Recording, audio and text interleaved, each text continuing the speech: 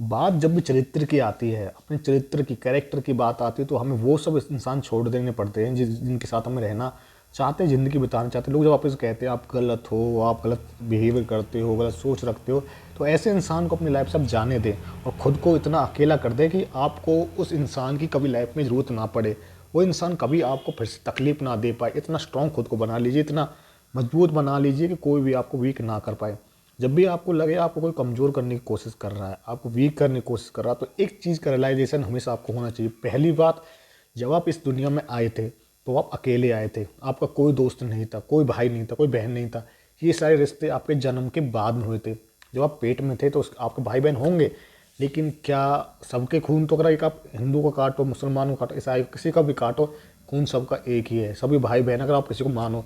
लेकिन अगर आप गीता के हिसाब से देखो तो आपको एक चीज़ का रियलाइजेशन होगा कि कोई भी रिश्ता आपकी ज़िंदगी परमानेंट नहीं है। क्या भरोसा इस जन्म में जो आपके माँ बाप हैं, अगले जन्म में उनका रिश्ता क्या हो।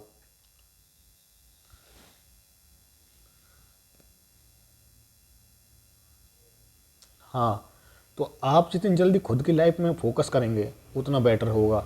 और ये चीज़ तो कंफर्म है कि कोई भी इंसान आपके लाइफ में हमेशा नहीं रहेगा, आपको अकेला चलना पड़ेगा।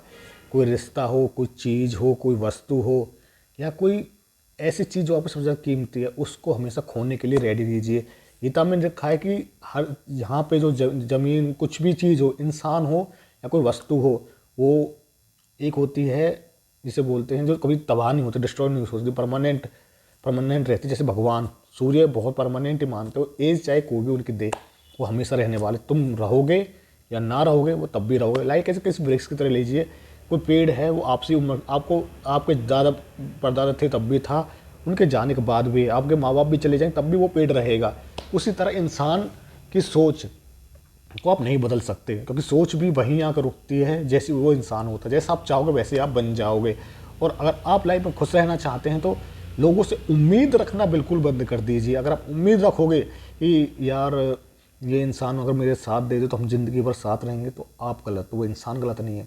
रिश्ते को निभाइए, लेकिन इतना भी मत डीप हो जाए कि आप उस इंसान के बाद आप कभी खुद से नज़र ना मिला पाएँ, आप डूब जाएं, बिखर जाएं, और या इस ऐसे हो जाएं कि लाइफ में कुछ करने लायक ही ना रहे।